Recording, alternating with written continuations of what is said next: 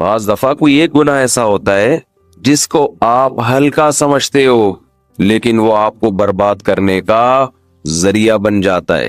نبی صلی اللہ علیہ وسلم نے فرمایا انسان بعض مرتبہ زبان سے ایسا کلمہ نکالتا ہے جسے وہ بہت ہلکا سمجھتا ہے، اللہ کی نظر میں اس کا وزن بہت زیادہ ہوتا ہے، جس کی وجہ سے وہ جہنم کے گڑھے میں پھینکا جائے گا۔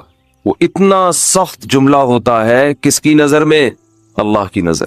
آپ اس کو ہلکا سمجھ رہے ہوتے ہیں۔ بتاؤ کوئی شخص ساری زندگی تہجد پڑھے، رمضان کے روزے رکھے، اللہ کے خوف سے روتا رہے، صدقات و خیرات کرے، کوئی پریشانی آئی اور منہ سے یہ جملہ کہہ دیتا ہے کہ اللہ کو میں ہی ملا ہوں پریشان کرنے کے لیے، ساری ٹینشنیں اللہ نے مجھے کو دی ہوئی ہیں، میرا ہی بیڑا غرق کر کے رکھا رہتا ہے ہمیشہ اللہ۔ تو آپ کیا سمجھتے ہیں کہ یہ ہلکا جملہ ہے؟ اس ایک جملے میں اتنا وزن ہے کہ اس میں یہ طاقت ہے کہ یہ آپ کی ساری زندگی کی نیکیوں کو کھا جائے۔ اللہ کہے گا جب تو مجھے ایسا سمجھتا ہے تو پھر تو تیری میری کیسی دوستی، کس بات کی دوستی؟ یہ تہجد لے جا کسی اور کے پاس۔ ہم یہ کہتے ہیں ایک جملہ ہی تو تھا زبان سے نکالا ہے، جملے ہی زبان سے نکلتے ہیں جس پہ لڑائیاں ہوتی ہیں، قتل و غارت ہو جاتا ہے۔ آپ نے اپنے باپ کو گالی دے دی، کس قدر غصہ آئے گا باپ کو۔ آپ جواب میں کہو ایک لفظ ہی تو ہے جو زبان سے نکلا ہے، تو باپ کیا کہے گا کہ ہماری زبان سے زندگی بھر ایسا لفظ کبھی اپنے باپ کے لیے بولو نہیں نکلا۔ طلاقوں میں تو یہ بہت ہوتا ہے، طلاق دیکھیں نا، لوگ آتے ہیں کہ زبان سے طلاق نکل گئی تھی، 3 دفعہ لفظ نکل گیا تھا، غصے میں ہو گیا تھا۔ تو میں ان سے کہتا ہوں کہ آپ کے علاوہ بھی میاں بیوی میں بہت کروڑوں خاندان ہیں جن میں لڑائی ہوتی ہے، اب بھی ہوتی ہے، ہمیشہ سے ہوتی رہی ہے، ان کی زبان سے کبھی بھی یہ لفظ بولو نا نہیں نکلا۔ آپ کے منہ سے کیسے نکل گیا؟ لڑائی تو ہر گھر میں ہوتی ہے، جھگڑا تو ہر گھر میں ہوتا ہے۔ آپ کو بولنے سے پہلے لفظ کا وزن چیک کرنا چاہیے کہ میں کیا بول رہا ہوں، کس کے سامنے بول رہا ہوں، اس کا ویٹ دیکھنا چاہیے۔ بول دیا کلمہ کفر ایک دفعہ زبان سے نکالتا ہے انسان، اور اس کلمے میں یہ طاقت ہے، کفر کے کلمے میں، کہ آپ کی ساری زندگیوں کو 1 سیکنڈ میں کھا کے ختم، 1 سیکنڈ میں۔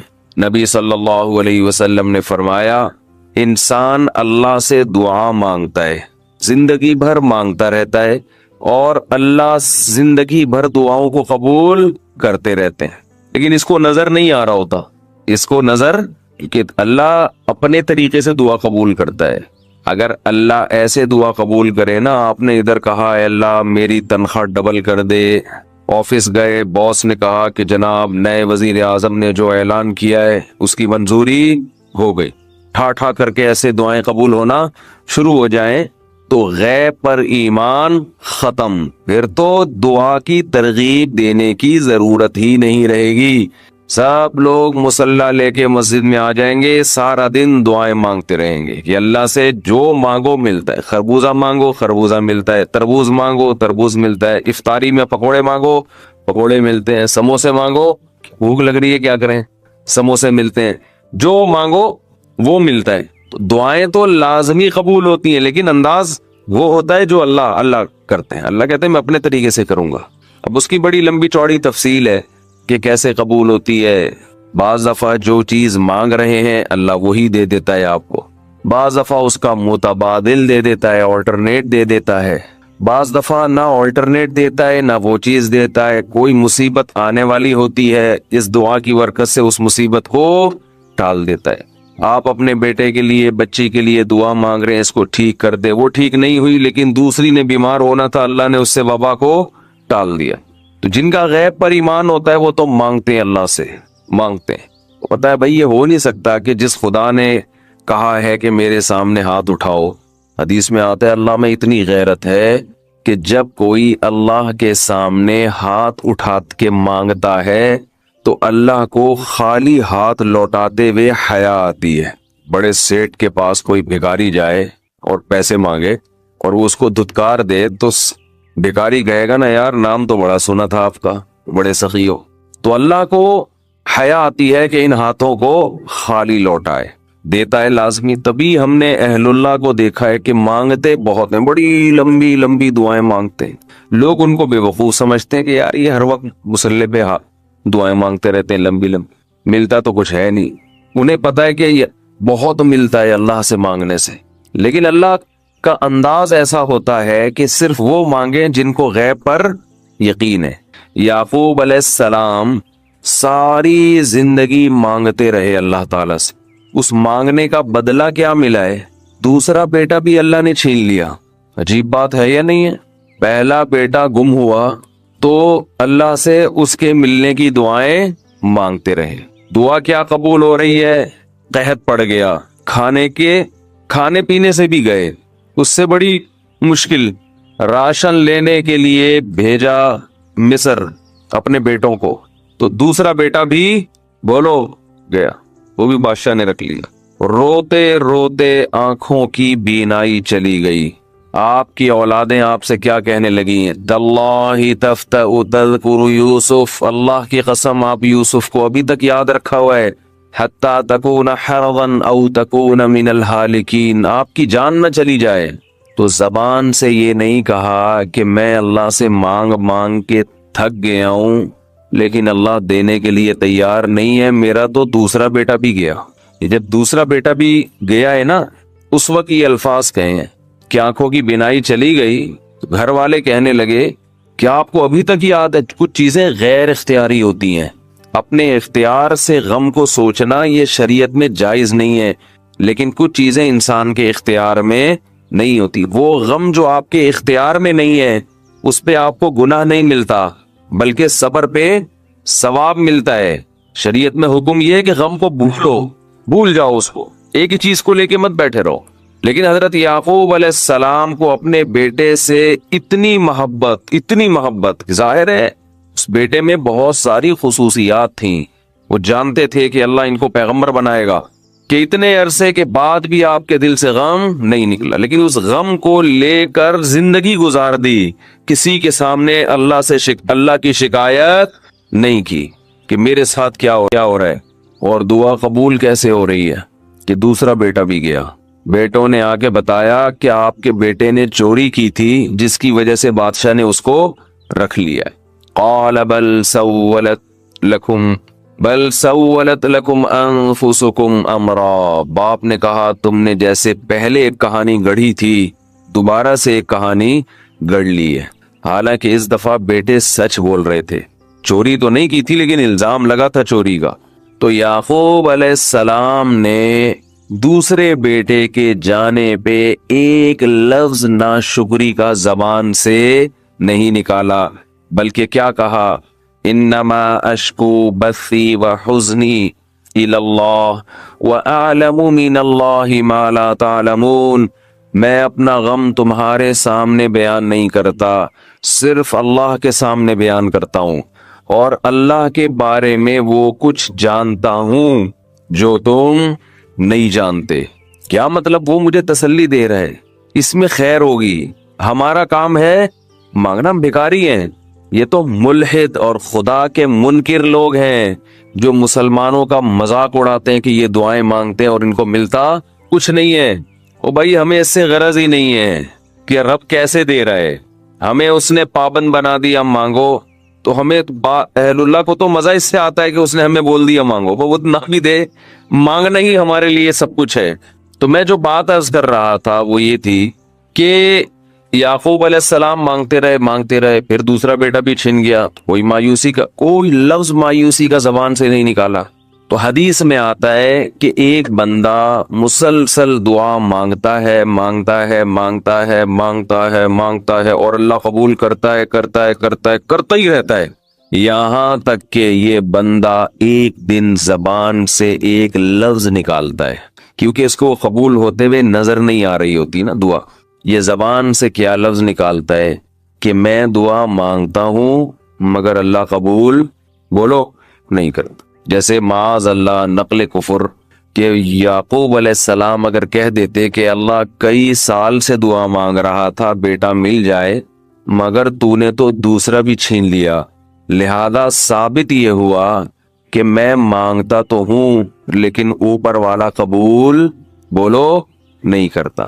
اگر یہ لفظ زبان سے نکالتے جیسے کہ آج کل لوگ نکالتے ہیں زبان سے, تو حدیث میں آتا ہے یہ جو جملہ زبان سے نکالا ہے اس کے بعد سے اللہ قبول کرنا چھوڑ دیتے ہیں.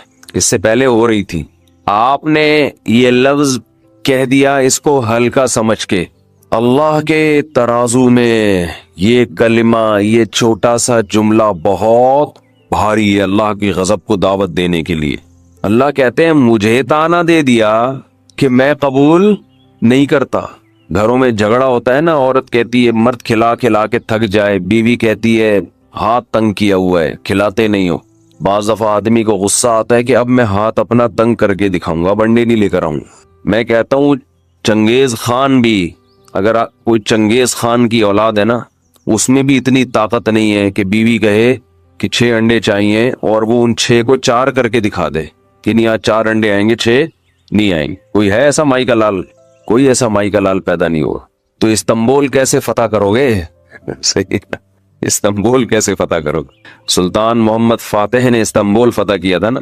ایک بڑے بزرگ نے بڑی اچھی بات کہی کہ فرعون نے ہزاروں بچوں کو قتل کیا اور بنی اسرائیل کے نا, لیکن موسیٰ علیہ السلام جب صندوق سے نکلے فرعون نے ارادہ کیا اس کو بھی قتل کروں. فرعون کی بیوی نے کہا لا تقتلوہ, اسے قتل مت کرو. فرعون نے کہا اچھا, فرعون نے کیا کہا؟ ٹھیک, it is okay, no problem. سمجھتے ہو؟ تو یہ ہمارے لیے بڑی تسلی کی بات ہے, یہ ہمارے لیے بڑی تسلی کی بات کہ جب فرعون جیسا آدمی گھر میں فرعون نہیں تھا تو ہم اور آپ کس کھیت کی مولی ہیں یار. چلتے رہو جیسے زندگی گزار رہے ہو, جتنے انڈے کہے ہیں اتنے لے آیا کرو. خیر, میں یہ عرض کر رہا تھا کہ بعض گناہوں کو انسان ہلکا سمجھتا ہے, بعض لفظوں کو انسان ہلکا سمجھتا ہے. اللہ کی نظر میں وہ لفظ بھی بہت بھاری ہوتے ہیں, وہ گناہ بھی بہت بھاری ہوتے ہیں. اب نبی صلی اللہ علیہ وسلم کی زندگی دیکھو, کیسے ہر چیز کے سوٹیبل اسباب اختیار کیے, کیسے اسباب. ہم پتہ ہے کیا کرتے ہیں, ایک بہت اہم بات, ہم نبی کی زندگی کی وہ سیرت دیکھتے ہیں, سیرت کا وہ پہلو دیکھتے ہیں جس کا معجزوں سے تعلق ہے. جس کا کس سے تعلق ہے؟ معجزے, آسمان سے فرشتے, یہ کیا ہے؟ معجزہ. بدر میں 313 تھے, مقابلہ کس سے ہوا؟ 1000 سے. جیتا کون؟ 313. تو یہ کیا تھا؟ یہ معجزہ تھا.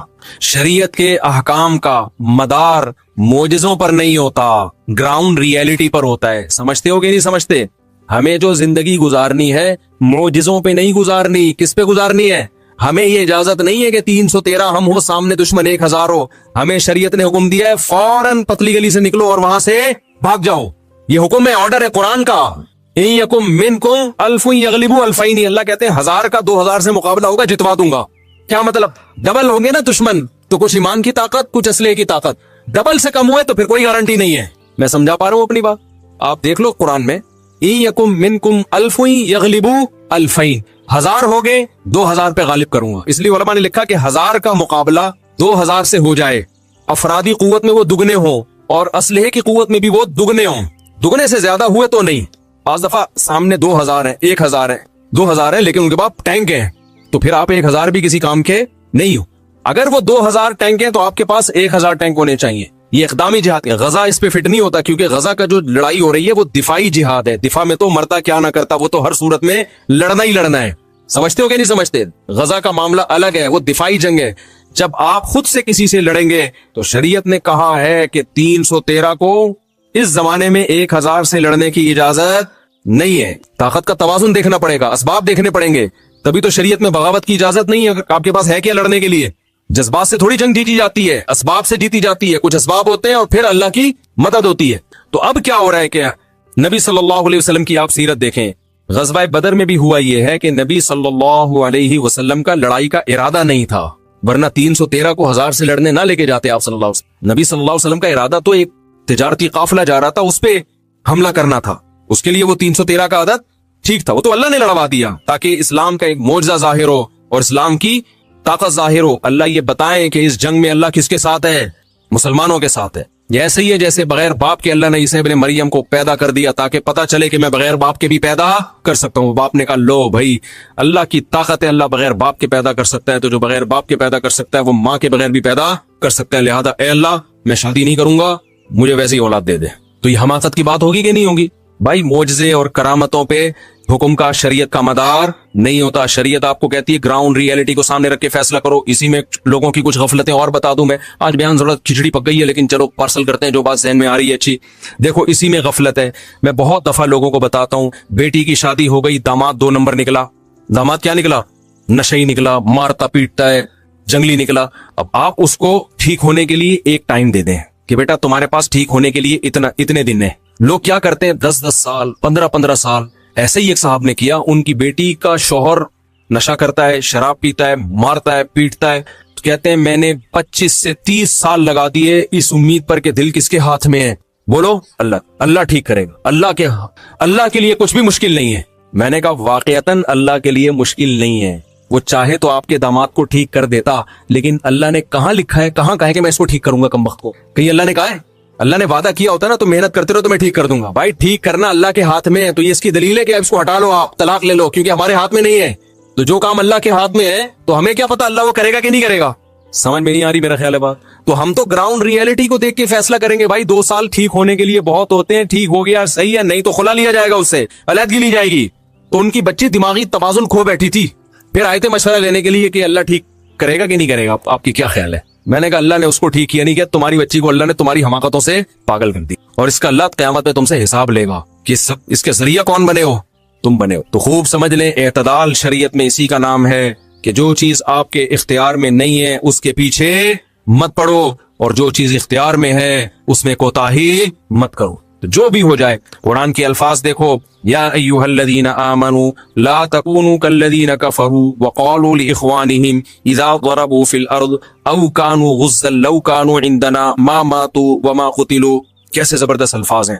آپ جب سفر پہ نکلتے ہیں یا کہیں لڑائی ہو, جہاد پہ نکلیں, جنگ پہ نکلیں اور مارے جائیں, تو فوراً دماغ میں آتا ہے نا کہ کاش سفر پہ نہ نکلتا, ہمارا یہ دوست, ہمارا یہ بھائی, کاش سفر پہ نہ نکلتا. بچے اسکول کی وین میں بیٹھتے ہیں, اللہ نہ کرے ایکسیڈنٹ ہوتا ہے, بسیں کھائیوں میں گرتی ہیں, ماں باپ کہتے ہیں آج میرا بچہ کہہ رہا تھا امی چھٹی کرنی ہے, کاش میں بچے کو بس میں بولو نہ بھیجتی. آپ نے ایک ڈاکٹر سے علاج کرایا, لوگ کہہ رہے ہیں یہ نہیں وہ والے ڈاکٹر سے, آپ نے کہا نہیں یہی ٹھیک ہے, علاج کرایا, بندہ مر گیا, آپ کہتے ہو کاش اس ڈاکٹر سے علاج, بولتے کیوں نہیں بھائی نہ کرا.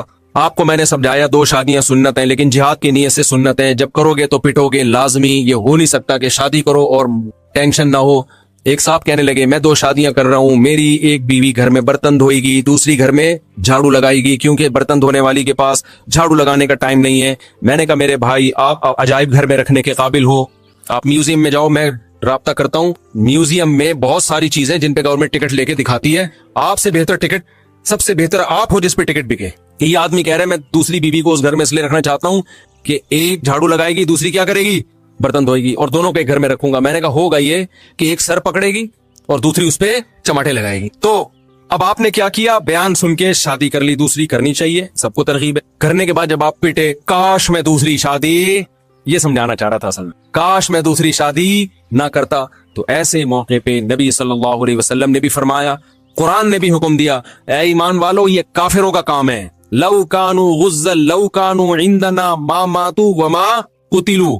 آپ سفر پہ نکلے, حادثہ ہو گیا, تو کافر کہے گا کاش نہ نکلتے. آپ جہاد میں گئے, مارے گئے, گرفتار ہو گئے, پیچھے کافر کے رشتہ دار کہیں گے کاش بولو نہ ہوتا. تو اللہ کہتے ہیں لیجعل اللہ ذالک حسرۃ فی قلوبہم.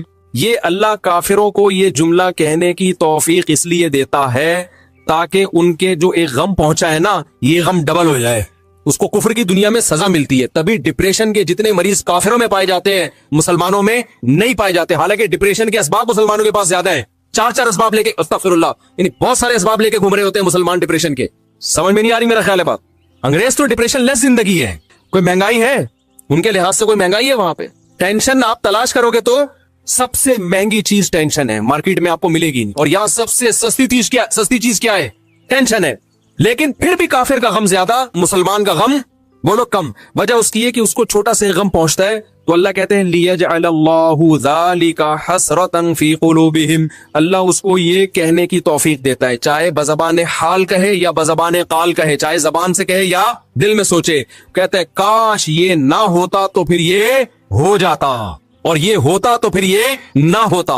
اب ایک غم تو یہ ہوا نا، مصیبت پہنچی، تو اللہ کہتے ہیں ایمان کی توفیق سے مسلمان پتہ کیا کہتا ہے، مسلمان کام کرنے سے پہلے تو کامیابی کے سارے اسباب اختیار کرتا، کام کرنے سے پہلے کامیابی کے، لا یلدغ المؤمن من جحر مرتين، نبی نے فرمایا مسلمان ایک سوراخ سے 2 دفعہ نہیں ڈسا جاتا، کیونکہ مسلمان بہت ذہین ہوتا ہے، ایسا نہیں ہوتا کہ وہی غلطیاں بار بار دہراتا رہے، گراؤنڈ ریئلٹی کو دیکھ کر، اسباب کو دیکھ کر پالیسیاں بناتا ہے۔ سردیوں میں برف بیچنے کا بزنس مسلمان بولتے کیوں نہیں کرتا، جیسے میں بتایا نا، وہ سوچتا ہے، سمجھتا ہے، جس کام کا تجربہ نہیں ہے، میں نے بتایا بیکری کھول لی، آتا واتا تھا نہیں کچھ، بیکری کھول لی، پیسہ ڈوب گیا، حالانکہ خاندان میں کوئی کیک بنانے والا نہیں گزرا، کبھی بسکٹ بننے کا عمل اپنی آنکھوں سے نہیں دیکھ، تو یہ حماقتیں مسلمان نہیں، اگر مسلمان کر رہا ہے تو اسلام کی چھاپ نہیں لگا سکتا، اللہ پہ توکل اور اعتماد کی چھاپ نہیں لگا سکتا۔ اتنا بڑا تاجر اور بیٹھے بیٹھے انا للہ و انا الیہ راجعون، یہ ہے دنیا، اٹ از کالڈ دنیا۔ تو اتنی موتیں اپنی سامنے میں نے بھی دیکھ لی، آپ نے بھی دیکھ لی، اتنے لوگوں کو مرتا دیکھا، اور موت ایسی ظالم چیز ہے، وہ یہ نہیں دیکھتی کہ آپ کی بچی کی ابھی شادی ہونے والی ہے، آپ ابھی پہلی یا دوسری کی تیاری کر رہے تھے، آپ کی ابھی جاب لگی ہے، تنخواہ کا پہلا دن ہے، آپ کا بیٹا ابھی جوان ہوا ہے، یا یہ کہ آپ کے ابا کو آپ کی ابھی ضرورت ہے، یا معاشرے کو آپ کی ابھی ضرورت ہے، کچھ بھی نہیں دیکھتی۔ کوئی بھی کسی بھی ٹائم پہ مر سکتا ہے۔ میں اکثر اس موقع پہ ایک واقعہ بیان کرتا ہوں، ہمارے ایک دوست تھے عالم، بڑے مالدار بھی، اکلوتے بیٹے اپنے والد کے، انہوں نے پڑھا لکھا کے ان کو عالم بنایا، بہت پیسہ خرچ کیا اور ہر لحاظ سے ان کو بے فکر کر دیا۔ وہ تھے بھی بڑے ذہین اور بڑے پرہیزگار، اور بہت خوبصورت بھی تھے۔ ساری چیزیں جمع ہو جائیں، دین کی خدمت کا جذبہ بھی، دین کا مضبوط علم بھی، خاندانی اعتبار سے بھی، اور ینگ بالکل۔ تو ہمارا جب ہم طالب علم تھے، ہم نے کہا یار اللہ ان سے بہت کام لے گا، یہ بہت کچھ بڑے بنیں گے یہ۔ تو ہائی روف میں کہیں جا رہے ہیں پیچھے بیٹھے ہوئے، تو کچھ اوباش قسم کے لڑکے کراچی میں، وہ ریوو یا ویگو ٹائپ کی کوئی گاڑی تھی بڑی، اس میں غلط اوورٹیک کیا ان لڑکوں نے اور ہٹ کیا، آن دا اسپاٹ ان کی ڈیتھ ہو گئی۔ اچھا، ایک رات پہلے میرے سے گپ شپ ہوئی، بہت اچھی گپ شپ ہو رہی ہے ہماری، اور گپ شپ بھی کیا ہو رہی ہے بہت معذرت کے ساتھ، میں ان کو دوسری شادی کی ترغیب دے رہا تھا۔ میں نے کہا آپ کے پاس اتنا پیسہ ہے، آپ خوبصورت بھی ہیں ماشاءاللہ، علم بھی آپ کے پاس بہت ہے، تو آپ کو چاہیے کسی بیوہ سے دوسری شادی کر لیں۔ بیوہ سے میں ترغیب دے رہا تھا ان کو۔ انہوں نے کہا یار میری گھر والی راضی نہیں ہے، میری وائف میری پھڈے کر رہی ہے، میں نے بات چلائی ہے، ایک دن پہلے بھی ہوئی تھی نا، تو بات چلائی ہے، بڑا مسئلے ہو گئے، یہ نہیں ہو سکتا، اٹ ازنٹ پاسبل وغیرہ وغیرہ، آج کل نہیں۔ میں نے کہا بھائی دیکھو، میں نے ان کو یہ سمجھانے کی کوشش کی کہ آپ اگر مر جاتے ہیں تو آپ کی بیگم بیوہ ہو جائے گی، وہ ساری زندگی بیٹھی رہے گی پھر ایسے ہی، تو اس چیز کو معاشرے میں پروموٹ کریں۔ میں نے کہا آپ بھی مر سکتے ہیں، میں بھی مر سکتا ہوں، کوئی اور بھی مر سکتا ہے، تو جو حالات دوسری عورتوں کے وہ ان کے ساتھ ہو جائیں گے، تو آپ ایک اس کی بنیاد رکھ لیں تاکہ اللہ نہ کرے آپ مرتے ہیں تو کوئی آپ کی بیوہ سے کر لے، آپ کے بچوں کو کوئی سرپرست مل جائے گا، 2-3 بچے تھے ان کے، کوئی سرپرست مل جائے گا آپ کے بچوں کو، کوئی جو ہے وہ، اور ظاہر ہے یہ خاندان میں ہی کرتا ہے نا، یعنی خاندان والے کریں تو ٹھیک ہے، غیروں میں تھوڑی بچے جا سکتے ہیں۔ تو میں نے کہا ہمت کریں، بہت ہمت دلائی ہے جی، میں نے گھنٹہ لگا دیا ہوگا ان کے اوپر۔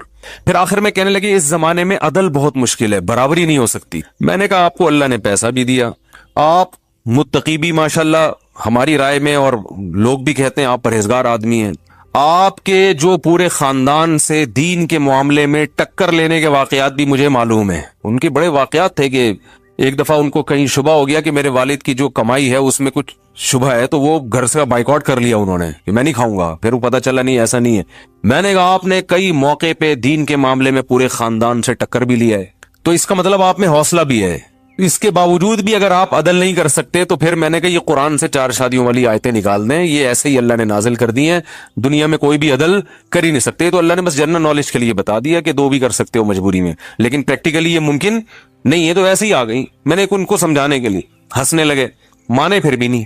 میں نے دیکھا ہے کہ جب میں دلائل کے انبار لگاتا ہوں لوگ ہنستے ہیں، مجھے پتا ہوتا ہے مانیں گے پھر بھی نہیں، بس ہنستے ہیں مسکراتے ہیں، ویل ڈن، زبردست دلائل آپ کے، السلام علیکم، جا رہا ہوں۔ ایسا ہی ہوا۔ اگلے دن 12 بجے مجھے خبر آئی کہ ان کے ایکسیڈنٹ میں انتقال ہو گئی۔ اف، مجھ پہ بڑی قیامت گزری۔ ان کے گھر والوں کا ہمارے گھر والوں کے پاس فون آیا کہ وہ رات آئے تھے اور کہنے لگے کہ میں بھی ایک کرنا چاہتا ہوں, کسی بیوہ سے کر لوں گا. تو ظاہر ہے خواتین تو اس پہ رد عمل کرتی ہیں جو ایک نیچرل ہے بالکل. کہہ رہی میں نے اتنا ری ایکشن کیا کہ صبح جانے سے پہلے انہوں نے کہا کہ بے فکر رہو, میرا ارادہ نہیں ہے, خام خام ٹینشن نہ لو.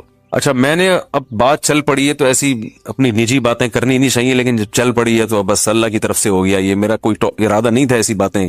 تو میں نے اس وقت تازہ دوسری کی ہوئی تھی اور بہت موسٹ وانٹڈ بنا ہوا تھا میں کہ جہاں ملے کوٹو اس کو پکڑ کے. میں ٹھیک ٹھاک ٹینشن میں تھا ان دنوں میں. تو ان کے گھر والوں نے ہمارے گھر والوں کو فون کیا کہ آپ کو جو غم پہنچا ہے نا کہ آپ کے میاں نے دوسری کی ہے, وہ میرے غم سے بہت کم ہے.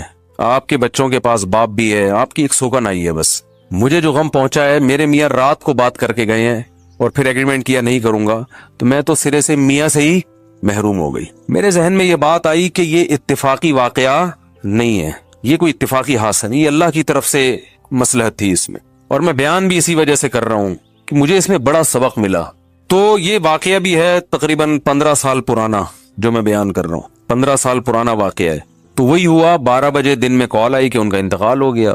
گھر والے بیوہ, ان کی وائف بیوہ ہو گئی, بچے یتیم ہو گئے. وہی پھر سب کو پتا ہے ہمارے معاشرے میں دوبارہ شادی آسان کام بولو بھائی نہیں ہے. وہ ہوتی بھی ہے تو اس جیسا تو نہیں ملتا, دوسری کر رہے ہوتے ہیں. ہم جیسے جن کو لوگ ویسے ہی کہتے ہیں یہ ٹریک سے ہٹے ہوئے لوگ ہیں, یا وہ بہت ہی کوئی مکھنچو ٹائپ کے لوگ ہوتے ہیں, وہ کر رہے ہوتے ہیں. کوئی شریف آدمی ابھی تک مجھے بہت کم لوگ نظر آئے ہیں.